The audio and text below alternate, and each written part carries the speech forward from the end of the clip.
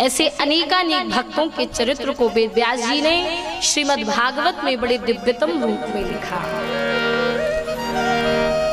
यही सप्तम स्कंद में एक ऐसे ही परम भक्त की कथा को श्री सुखदेव जी महाराज राजा परीक्षित को श्रवण पान कराते हैं कि हे परीक्षित, भगवान के एक बड़े ही दिव्य भक्त हुए जिनका नाम हुआ श्री प्रहलाद जी महाराज। प्रहलाद जी के जीवन में भी बड़ी कठिनाइयां आई, बड़ी संघर्ष हुए, खूब प्रयास किया गया। लोगों ने प्रहलाद जी को भक्ति करने से भक्ति रोकने के लिए कि प्रहलाद तू भक्ति मत कर, लेकिन प्रहलाद जी नहीं डरे, कहने लगे मैं तो नारायण हरि का गुणगान करूंगा। राजा परीक्षित पूछने लगे महाराज ये प्रहलाद जी कौन है, कहां से आए और कैसे इनके अंदर भक्ति तत्व जागा, समस्त कथा विस्तार से कहिए। सुखदेव जी महाराज कहने लगे हे राजन, हिरण्यकश्यपु नाम का एक दैत्य हुआ। हिरण्यकश्यपु की एक पत्नी है जिसका नाम है कयाधु। ये जो हिरण्यकश्यपु है इसका भाई था हिरण्याक्ष। हिरण्याक्ष का वध भगवान श्री विष्णु ने वाराह का अवतार धारण करके इस हिरण्याक्ष का वध किया। तो हिरण्यकश्यपु के मन में श्री हरि से, नारायण के प्रति, भगवान विष्णु के प्रति ऐसा विरोध उत्पन्न हुआ, ऐसा बैरभाव उत्पन्न हुआ कि हिरण्यकश्यपु ने सोच लिया कि मैं नारायण से बदला लूंगा।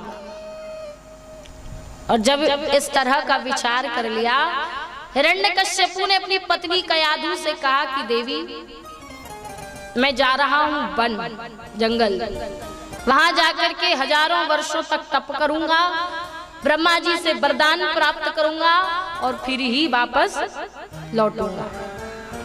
कयाधु ने चरण वंदन की अपने पति के और हिरण्यकश्यपु प्रस्थान कर गया, जंगल की तरफ चला। यहाँ वन में आया, आकर के एक वृक्ष के नीचे जाकर के बैठ गया, यहीं पर तपस्या करना शुरू कर दिया। लेकिन महाराज उसी जिस वृक्ष के नीचे हिरण्यकश्यपु बैठा है उसी वृक्ष के ऊपर एक तोता आकर के बैठ जाता है और तोता नारायण नारायण नारायण नारायण कहने लगता है। हिरण्यकश्यपु ने सोचा कि बताओ ये तो मेरे सामने मेरे शत्रु का नाम ले रहा है, लेकिन उस पक्षी से क्या कह सकता है। तो खुद उस वृक्ष के नीचे से उठा और दूसरे वृक्ष के नीचे जाकर के बैठ गया। अब तोता वहीं जहां पर हिरण्यकश्यपु बैठा है उसी वृक्ष के ऊपर आकर के बैठ गया, फिर नारायण नारायण नारायण नारायण कहने लगा। निरंतर नारायण नारायण कह रहा था महाराज।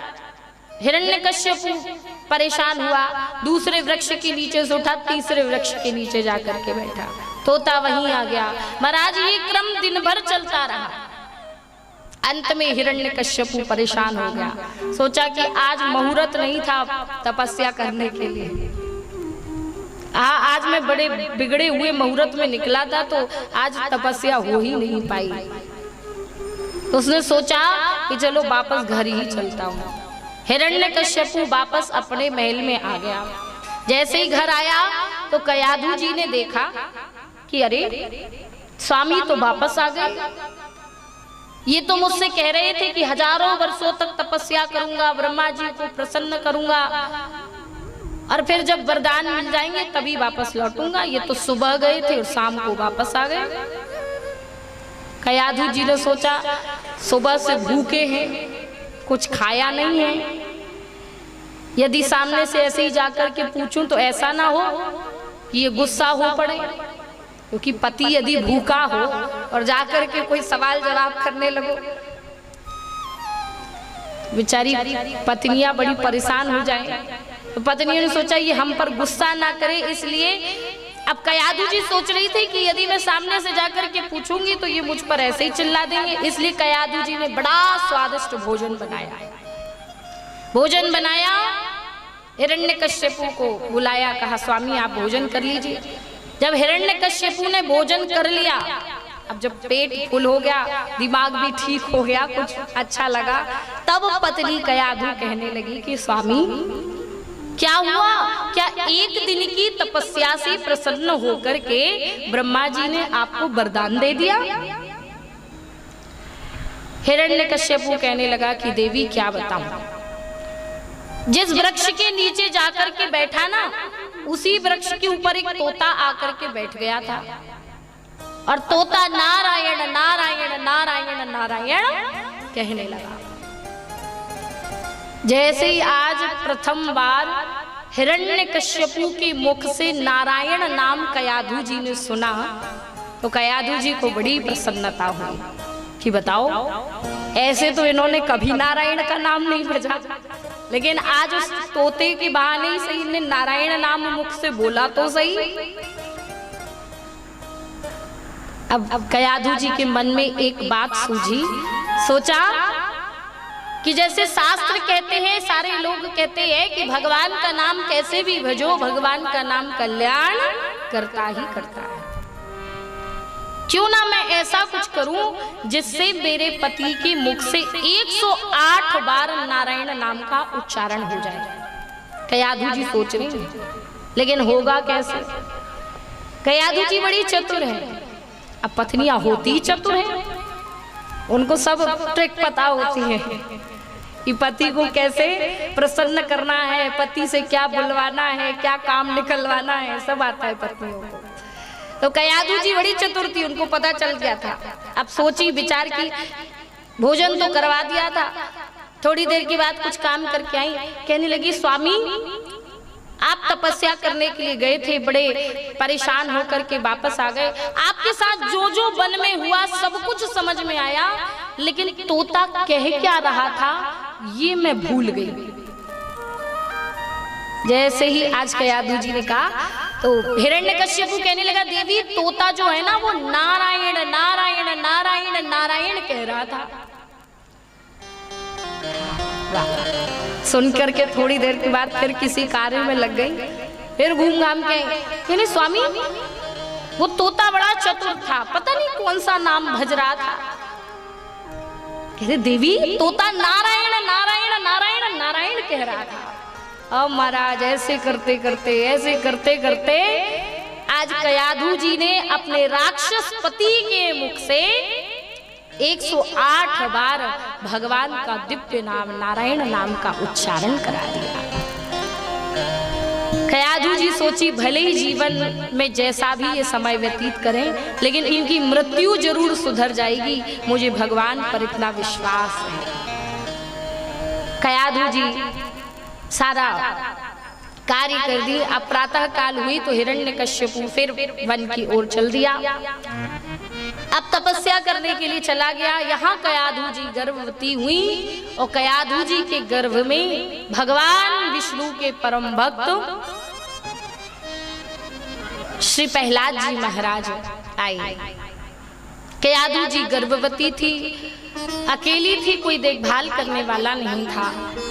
कैसे परम भक्त कैसे, क्योंकि माताएं जब गर्भवती होती हैं तो उस समय कहा जाता है, शास्त्र कहते जितना अधिक हो तो भगवान का भजन करना चाहिए, सत्संग करना चाहिए, कथा सुननी चाहिए, क्योंकि संतान जो है ना, जो गर्भस्थ शिशु है वो गर्भ से ही संस्कार लेना प्रारंभ कर देता है। तो कयाधु जी इस तरह से अकेली थी तो नारद जी प्रसन्न होकर के कयाधु जी के पास गए और कयाधु जी को अपनी बेटी की भांति बड़े सुंदर रूप में उनका देखभाल की और दिव्यतम रूप में भगवान का नाम संकीर्तन कराते हैं, खूब भजन कराते हैं, दिव्य दिव्य कथाएं सुनाते हैं। और ये सब कथाएं कयाधु जी के गर्भ से श्री प्रहलाद जी महाराज भी सीखते हैं। प्रहलाद जी महाराज भी भगवान के दिव्यतम गुणानुवाद को आनंद सहित गर्भ से ही श्रवण पान करते हैं। समय धीरे धीरे धीरे धीरे व्यतीत हुआ और एक समय भगवान विष्णु के परम भक्त श्री प्रहलाद जी महाराज का जन्म हुआ। बोलिए प्रहलाद जी महाराज की जय। जब प्रहलाद जी महाराज आए तो जन्म से ही नारायण हरि नारायण हरि नारायण हरि दिन रात बस भगवान के नाम में ही व्यतीत होता था महाराज। कोई भी कार्य हो बस सदैव भगवान के नाम को गुनगुनाते, भगवान के नाम को भजते। धीरे धीरे करके प्रहलाद जी कुछ बड़े होने लगे। यहाँ हिरण्यकश्यपु कुछ वर्षों के बाद जब वापस लौटा, ब्रह्मा जी से वरदान मिल गया था, अपने महल में वापस आया तो पता चला कि मेरा एक पुत्र है जिसका नाम है प्रहलाद। तो कयाधु जी ने सोचा कि मेरा पुत्र प्रहलाद आज पहली बार अपने पिता से मिलेगा तो कुछ अच्छे संस्कारों से मिले। कयाधु जी जानती थी प्रहलाद जी सुसंस्कारवान हैं, लेकिन फिर भी बड़ी सुंदर शिक्षा दे रही हैं। कहती है पुत्र आज प्रथम बार तुम अपने पिता से भेंट करोगे तो सबसे पहले उनके चरणों को वंदन करना, प्रणाम करना। कितनी सुंदर शिक्षा दे रही है। जैसे कि मैंने कल भी कहा था कि एक माँ अपने बच्चे को सुंदर शिक्षा प्रदान कर सकती है। माँ ही है जो बेटे को या तो सुसंस्कारवान बना दे या तो फिर उसका जीवन ही इस तरह से परिवर्तित कर दे कि फिर बच्चे में संस्कार ही ना उपजे। छोटे से बालक जब बच्चा छोटा होता है तभी उसमें संस्कार देने लगो महाराज। कयाधु जी ने प्रहलाद जी को बड़े सुंदर रूप में बतलाया। प्रहलाद जी माँ को प्रणाम किए और फिर प्रहलाद जी कहाँ गए? हिरण्यकश्यपु के पास। सबसे पहले आए, अपने पिता को प्रणाम किया, बारंबार वंदन किया। हिरण्यकश्यपु बड़ा प्रसन्न हुआ कि वाह वाह मेरा पुत्र इतना संस्कारवान है। बड़े भाव के साथ में अपनी गोद में बैठा लिया और कहा प्रहलाद मैं इतने समय तक यहाँ नहीं था, तुमने सबसे अच्छी बात क्या सीखी मुझे बताओ। इतने वर्षों तक मैं यहाँ था नहीं, तुम इतने बड़े हो गए हो, तुम्हें क्या अच्छा लगता है, तुम क्या सीख रहे हो? तो आज प्रहलाद जी ने कहा कि पिताजी मैंने तो जीवन में यही जाना है अभी तक कि सबसे बढ़िया आनंद यदि कहीं है तो केवल और केवल भगवान नारायण के चरणों में है। भगवान की भक्ति में ही आनंद है। सारा संसार यत्र तत्र सर्वत्र शांति को ढूंढता है, सुख को ढूंढता है, आनंद को ढूंढता है, पर ये सारी चीजें संसार में कहीं नहीं है। सब कुछ यदि कुछ है तो भगवान के चरणारविंद में है। व्यक्ति के लिए एक ही धन सर्वोपरि होता है और वो है राधा नाम का, वो है कृष्ण नाम का। निरंतर भक्त यही कहता है कि हमारा जीवन में एक ही धन है। और जिसमें हमारे वृंदावन में तो संत महात्मा बड़े भाव के साथ यही कहते हैं कि हमारा धन तो केवल एक ही है। और क्या है? कहा राधा। वृंदावन में संत कहते हैं हमारो धन राधा, श्री राधा श्री राधा। हमारो धन राधा, श्री राधा श्री राधा। ताली बजा करके जिस जिसका धन राधा हो बड़े भाव के साथ।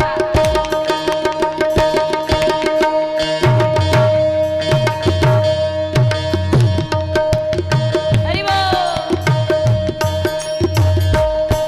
हमारो धन राधा, श्री राधा श्री राधा। हमारो धन राधा, श्री राधा। बोलिए सभी लोग। हमारो धन राधा, श्री राधा श्री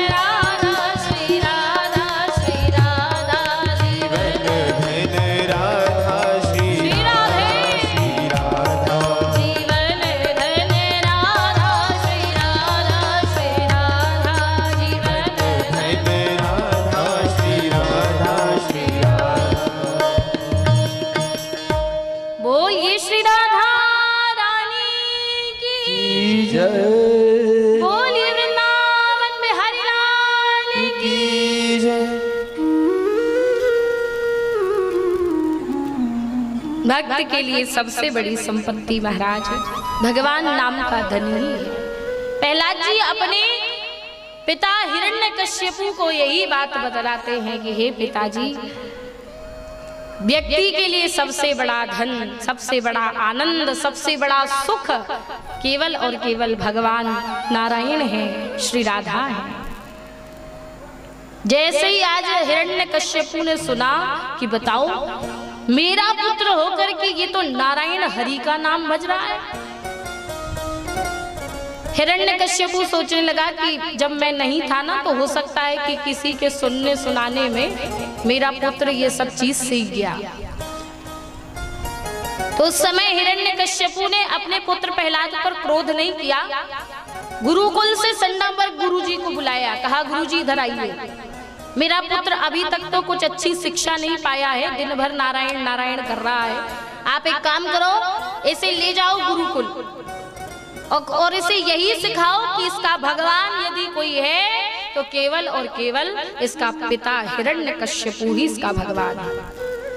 इसे राक्षसों की नीति सिखाओ, इसे दंड नीति सिखाओ और गुरुकुल में ले जाओ। संडावर गुरुजी प्रहलाद जी महाराज को गुरुकुल ले गए।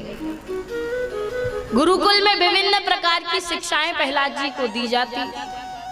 प्रहलाद जी देखते तो सब कुछ है पर अपने जीवन में उतारते कुछ नहीं है, क्योंकि जिसके जीवन में एक बार भगवान के नाम का रंग चढ़ गया फिर और उसे कोई भी रंग नहीं भाता। जिसे के जीवन में भगवान का रंग चढ़ गया ना फिर उसे संसार का कोई रंग प्रिय नहीं महाराज। क्या चाहिए? भक्त कहते हैं जगत के रंग क्या देखूं, तेरा दीदार काफी है। क्या देखूं मैं जगत को, जगत में कुछ रखा ही नहीं है, क्योंकि जगत को संसार इतना सुंदर है, जब सृष्टि इतनी सुंदर है तो वो सृष्टि को रचने वाला मेरा परमात्मा कितना सुंदर होगा, इसलिए कुछ और देखना ही नहीं महाराज। दिव्यतम रूप में आज प्रहलाद जी तो बस भगवान के नाम में लीन रहते हैं। थोड़ा समय व्यतीत हो गया तो हिरण्यकश्यपु ने अपने पुत्र प्रहलाद को फिर बुलाया गुरुकुल से। सोचा कि अब गुरुकुल में गुरुजी ने शिक्षा दी होगी तो कुछ सीख गया होगा, जान गया होगा। हिरण्यकश्यपु ने बुलाया प्रहलाद जी को, अपनी गोद में बिठाया, कहा पुत्र ये बताओ इतने दिन अब तुम गुरुकुल में रहे, तुमने क्या सीखा, तुम्हें क्या अच्छी बात समझ में आई? अब प्रहलाद जी महाराज क्या बताए? कहने लगे पिताजी भगवान नारायण की नवधा भक्ति बड़ी श्रेष्ठ है। और बताने लगे, कहने लगे श्रवणम कीर्तनम विष्णु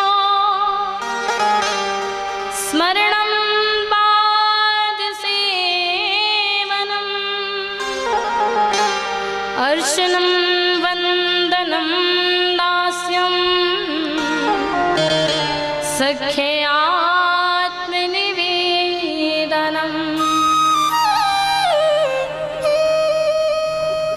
प्रहलाद जी महाराज आज नारायण की नवधा भक्ति बताने लगे। पिताजी नवधा भक्ति श्रेष्ठ है, एक भी भक्ति कर लो तो नारायण प्रसन्न हो जाते हैं।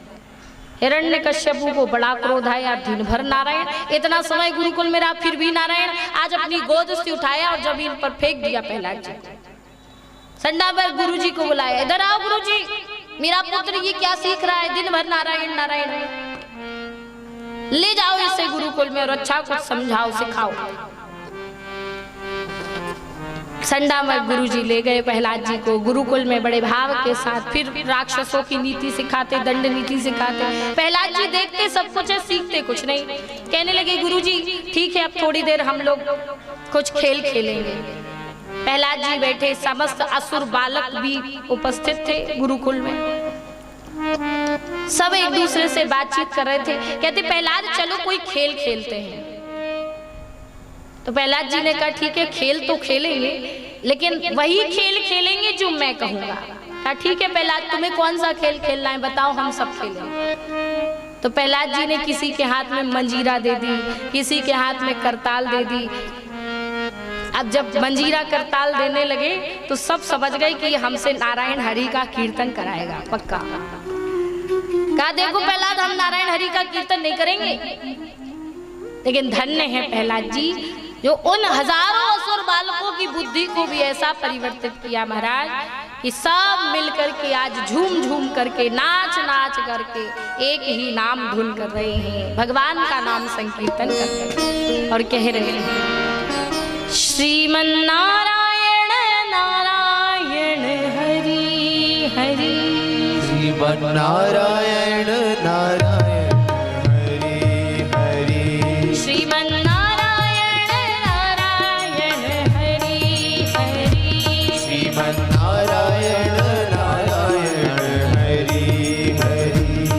तेरी लीला सबसे न्यारी न्यारी हरि हरि, तेरी लीला सबसे न्यारी न्यारी हरि हरि, तेरी लीला सबसे न्यारी न्यारी हरि हरि, तेरी लीला सभी बोलिए, ताली बजा के। न्यारी न्यारी हरि हरि, श्रीमन नारायण नारायण हरि हरि, श्रीमन नारायण नारायण हरि हरि, भजमन नारायण नारायण हरि हरि, भजमन नारायण नारायण हरि हरि।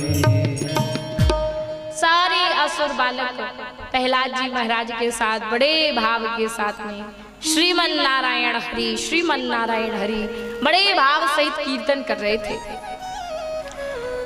गुरुजी के कानों में आवाज पहुंच गई। संडामर गुरुजी सोचने लगे बताओ ये नारायण हरि का कीर्तन कौन कर रहा है। गुरुजी ने सैनिकों से कहा जाओ जाकर के कीर्तन बंद कराओ। सैनिक आए, आकर के देखा तो ऐसा नारायण हरि का कीर्तन चल रहा महाराज।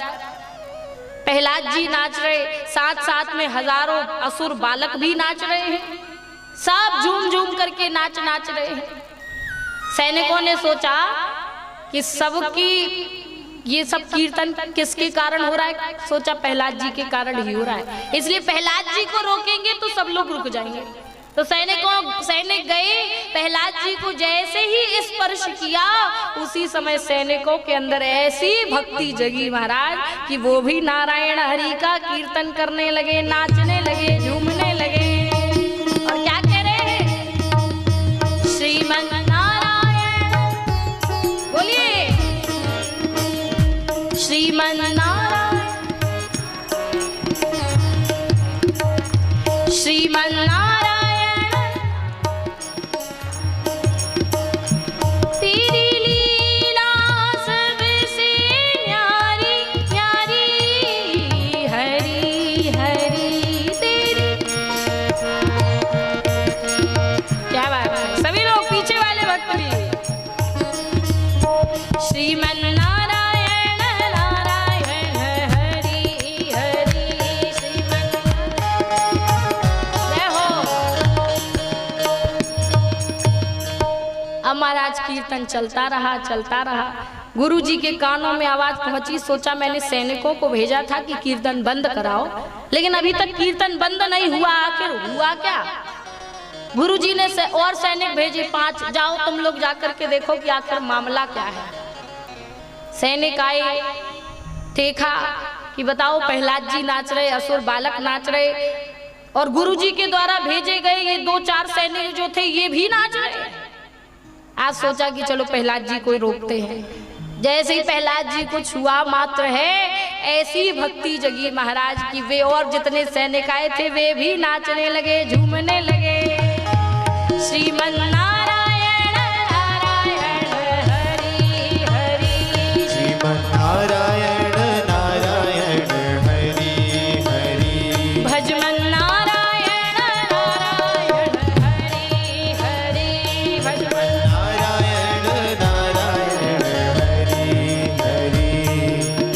गुरुजी के कानों में आवाज गई, बताओ मैं जिसको भेजता हूँ वो वही का होकर के रह जाता है, कीर्तन बंद क्यों नहीं हो रहा। गुरुजी स्वयं उठे।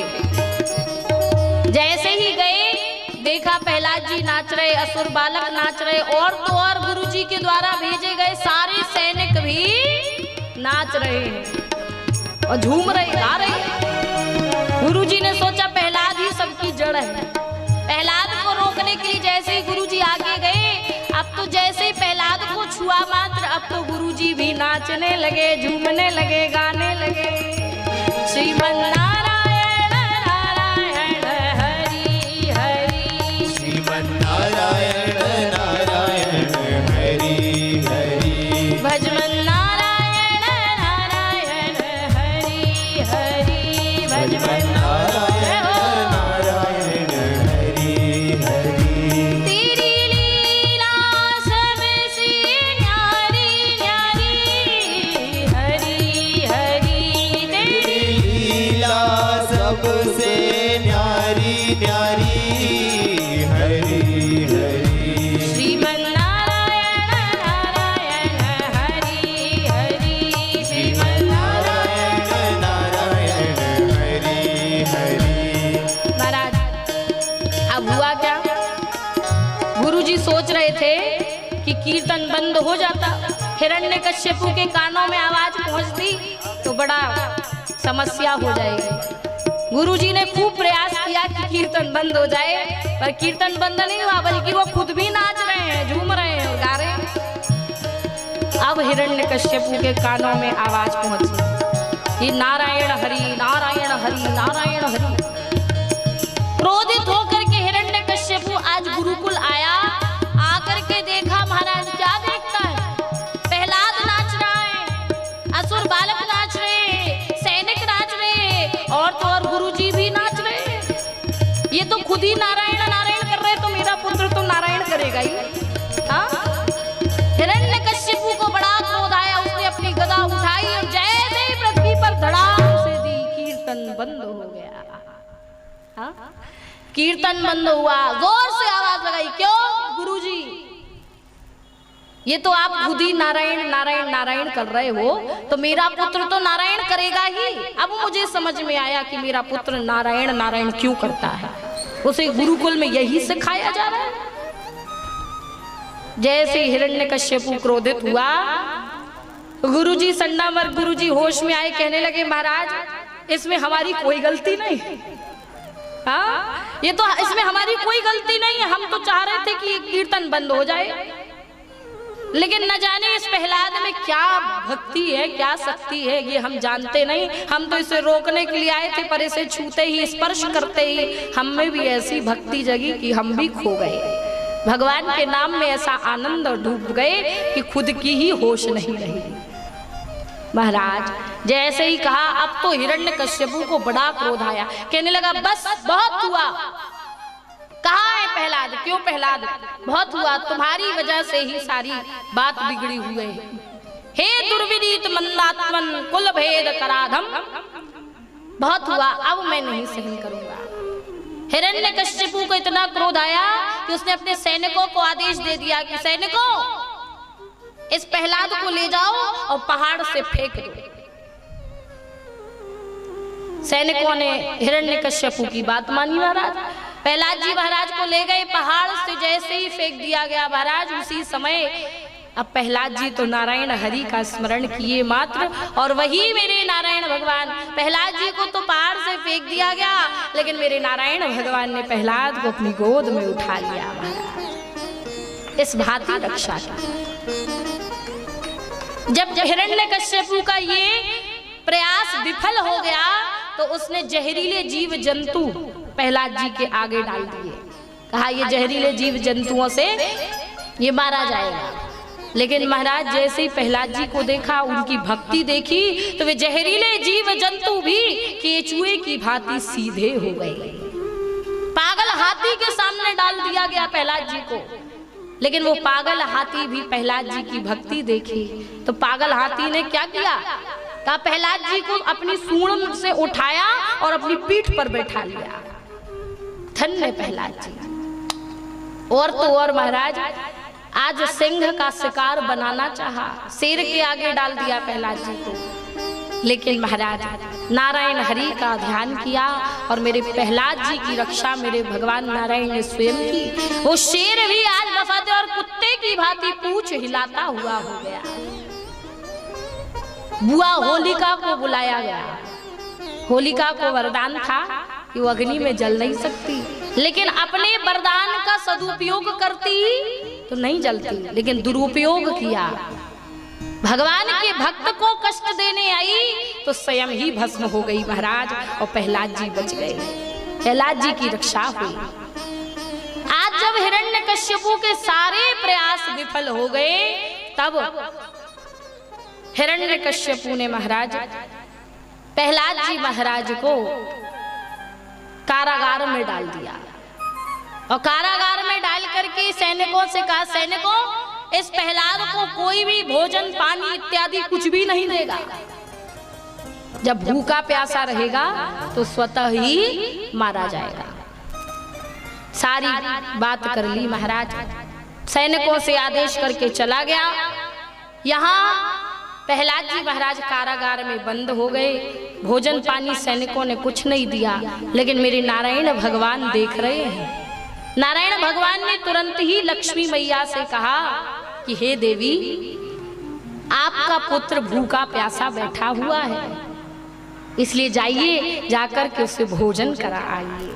आज लक्ष्मी मैया ने चांदी की थाल में भोजन लगाया और बड़े भाव के साथ कारागार में पहुंची।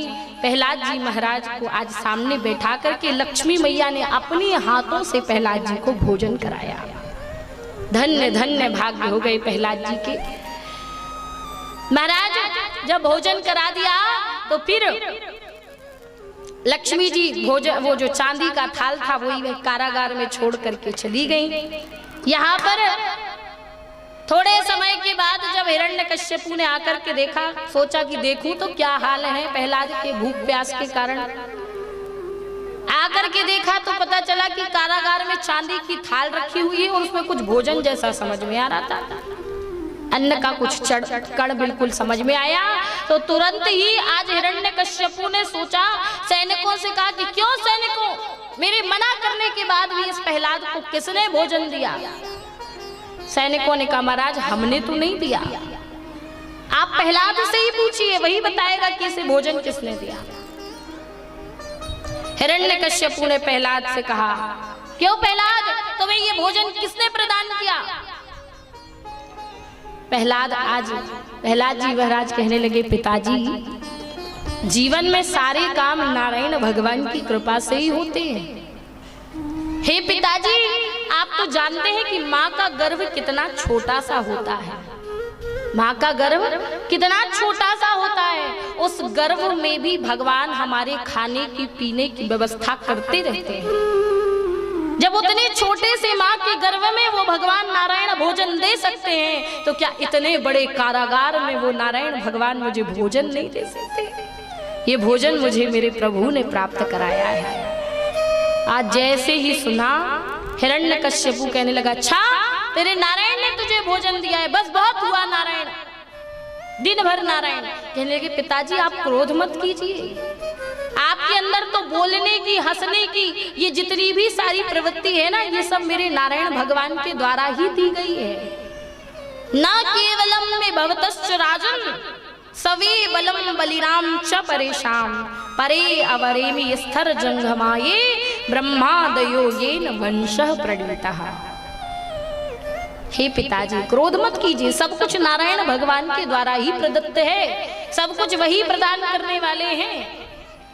और जैसे ही महाराज सुना, तब आज प्रहलाद जी महाराज की बात सुनकर के हिरण्यकश्यपु बड़ा क्रोधित हुआ। कहने लगा, बस बहुत हुआ तेरा नारायण, अब बस मैं उसी नारायण को देखूंगा, बता तेरा नारायण कहाँ है, बता तेरा नारायण कहाँ है। आज प्रहलाद जी से पूछा, कहा पिताजी आप जानते नहीं हैं, मेरे भगवान तो सब जगह है। प्रहलाद जी महाराज कहने लगे, पिताजी हरि व्यापक सर्वत्र समान, हरि यत्र तत्र सर्वत्र है, मुझ में तुझ में, हर प्राणी में, हर जीव में, हर वस्तु में वही भगवान छिपा हुआ है। प्रहलाद जी महाराज कहते हैं, हरि व्यापक सर्वत्र समाना, व्यापक सर्वत्र समाना, प्रेम प्रगट होहि मैं जाना, प्रेम प्रगट होहि मैं जाना, हरि व्यापक सर्वत्र समाना, हरि व्यापक सर्वत्र समाना, हरि व्यापक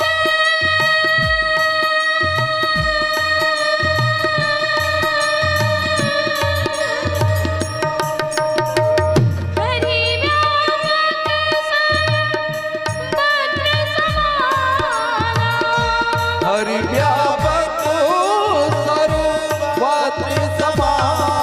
सर्वत्र समाना, प्रेम प्रगट होहि मैं जाना, प्रगट होहि मैं जाना,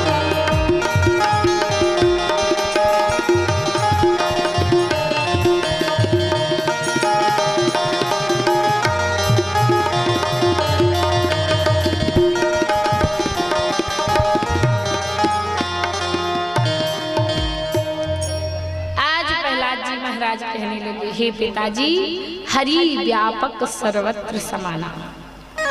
वो हरि यत्र तत्र सर्वत्र, हर प्राणी, हर जीव में, हर वस्तु में वही नारायण छिपा है। हिरण्यकश्यपु कहने लगा, अच्छा तेरा नारायण सब जगह है? कहने लगा, हाँ पिताजी मेरा नारायण सब जगह है। अच्छा सब जगह है तो क्या सोने के खंभे में भी तेरा परमात्मा छिपा है? आज विश्वास की ताकत देखिए, प्रहलाद जी कहने लगे कि हाँ पिताजी मेरा परमात्मा इस सोने के खंभे में भी है, मेरा नारायण इसमें भी है। और जैसे ही आज महाराज कहा, उसी समय आज हिरण्यकश्यपु ने अपनी गदा उठाई और जैसे ही उस सोने के खंभे में जोर से प्रहार किया, खंभा फटा और उसमें से नरसिंह भगवान प्रकट हो गए। बोलिए नरसिंह भगवान की जय। नरसिंह भगवान प्रकट हुए।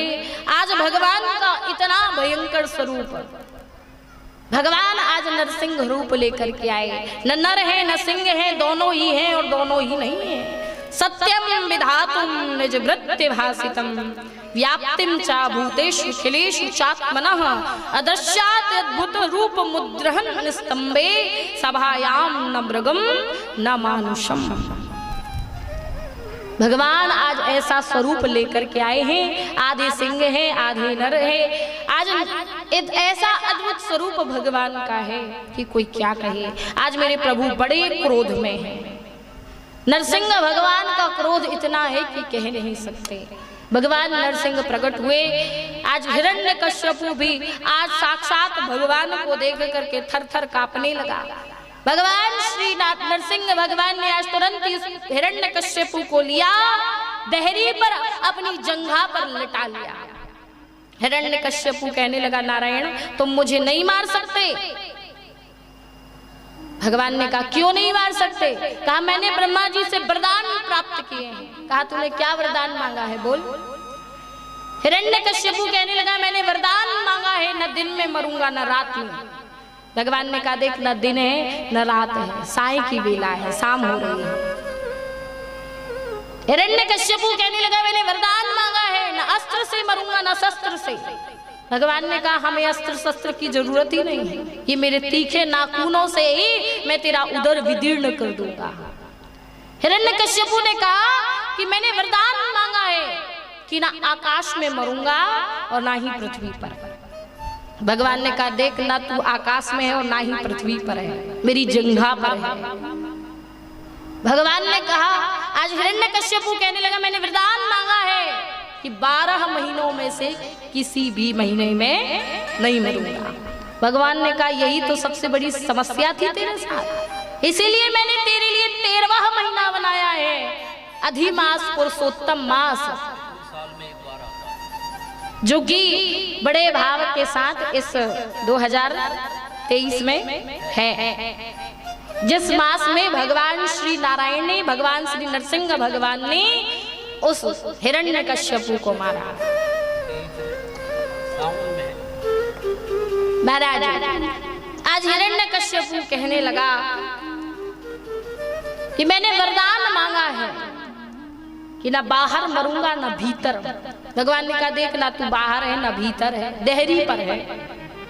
हिरण्यकश्यपु ने कहा मैंने वरदान मांगा है कि मैं ना तो नर से मरूंगा और ना ही नारायण से। भगवान ने कहा देख मैं तुझे नर या नारायण दिख रहा हूं, सिर्फ तेरे लिए मैं नरसिंह रूप लेकर के आया हूं, क्योंकि मुझे सारे वरदान तेरे पता है।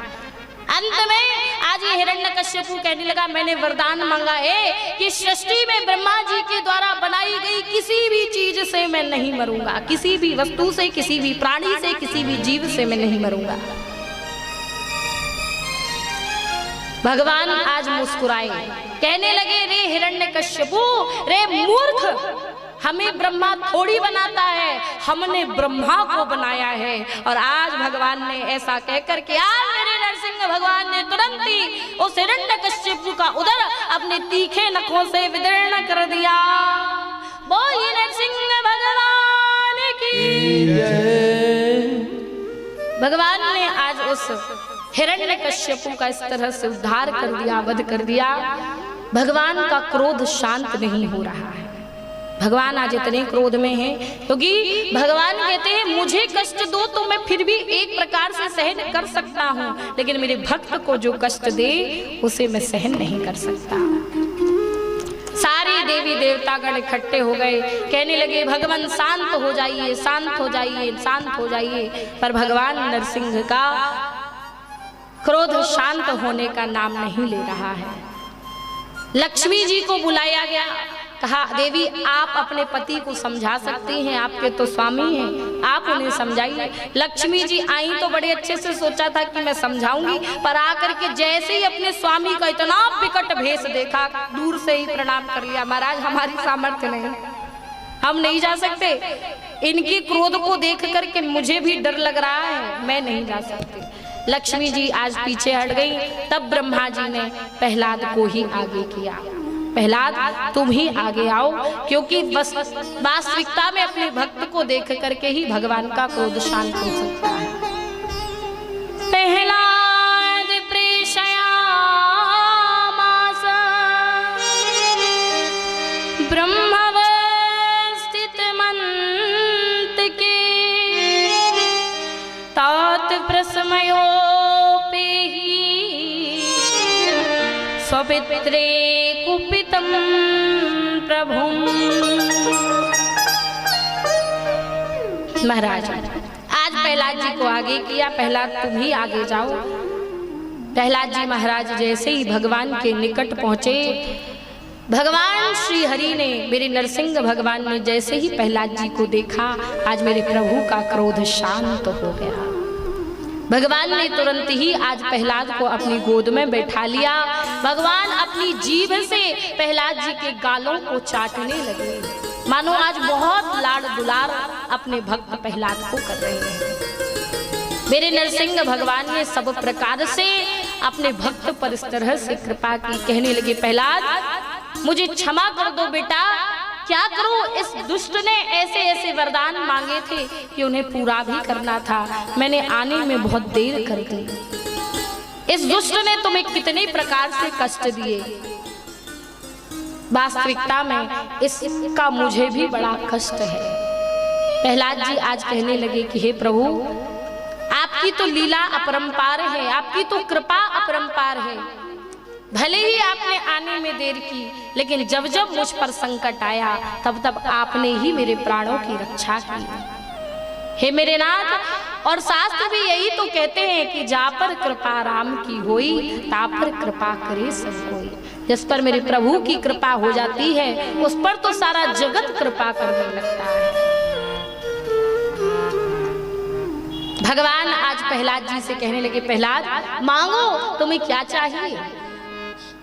तब आज प्रहलाद जी महाराज कहने लगे, भगवान यही तो सबसे बड़ी विपत्ति है व्यक्ति के लिए कि मनुष्य सदैव आपसे कुछ ना कुछ मांगता ही रहता है।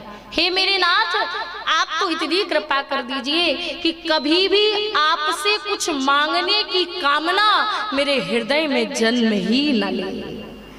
मैं कभी आपसे कुछ भी नहीं मांगना चाहता, और मांग करके क्या करूंगा? मांगूंगा तो मुझे उतना ही मिलेगा जितना मैंने मांगा है, लेकिन नहीं मांगूंगा तो आपकी कृपा से मुझे इतना मिल जाएगा कि शायद संभाले न संभाले।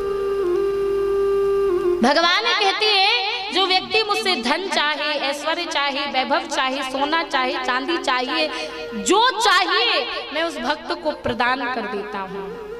लेकिन जो भक्त कभी भी मुझसे कुछ भी नहीं मांगता, ऐसे भक्त के अधीन मैं हो जाता हूँ, उस भक्त के वश में मैं हो जाता हूँ। वे भक्त चाहे जैसा नचाए मैं वैसा नाचता हूँ।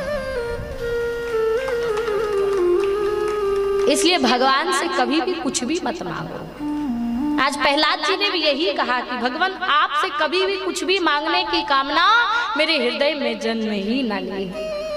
और मांगो भी तो क्या मांगो कि प्रभु सदैव जन्मों जन्मों का साथ आपका बना रहे।